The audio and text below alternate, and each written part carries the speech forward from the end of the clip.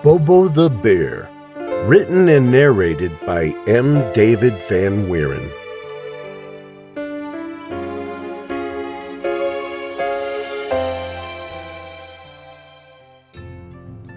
Bobo was a young bear. He had a sister that was fair. She moved away with a brown bear. Bobo had no cares. He lived with his mama bear. Climbing trees was his favorite thing to do. It sure beats living in a zoo. But he missed his sister and the things they used to do. Things like hide and seek, though she would often peek to see where Bobo was going to. They loved to spend the day berry picking and getting in each other's way. They grew tall, and their world got a little small, so his sister moved away. Then one day, Bobo heard his mom say, "Bobo, you can't stay. You must find a wife and move away. Climb high up in a tree and see how far you can see." So Bobo did what his mother said. He climbed the tallest tree he could find to see if he could spot a female of his kind. He looked to the north, so far as he could see, but he didn't see a female on the ground or in another tree. He looked to the south, where there was sand and cactus. There was little to see for an eye unpracticed. He looked to the east, and what did he see? Another kind of beast, different than he.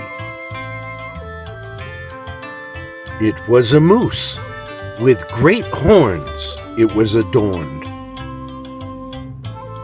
And then he looked to the west, across the river and past the eagle's nest. There she was, the prettiest brown bear he ever did see, swatting away at a pesky bee. So he climbed down from the tree and lumbered whimsically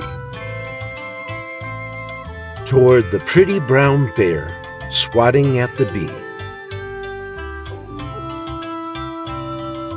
He climbed up the rocky crag, his little tail he gave a wag. He traveled across a field of green with wildflowers, like in a dream. He stopped to munch on clover while he thought things over. It would be his responsibility now to care for his sow. He would have to raise a family with her and provide for them.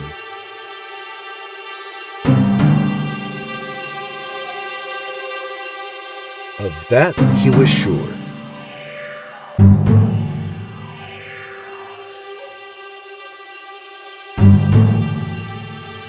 He followed her scent, now that he was getting closer and closer.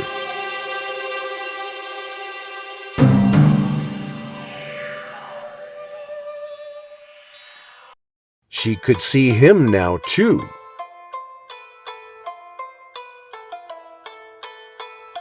He tried to hide as he lumbered near.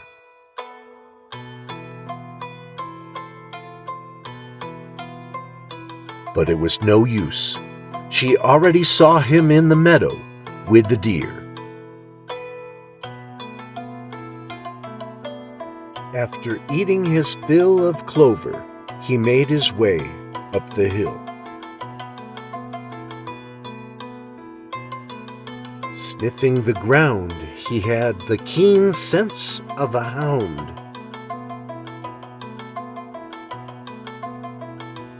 He scratched his back on a tree and heard nearby the sound of a honeybee.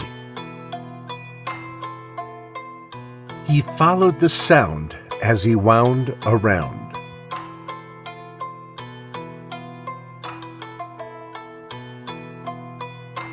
And there she was, on the ground.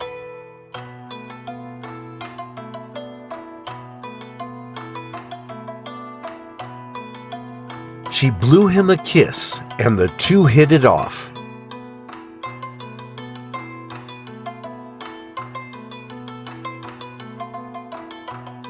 They had 3 cubs and a cozy loft.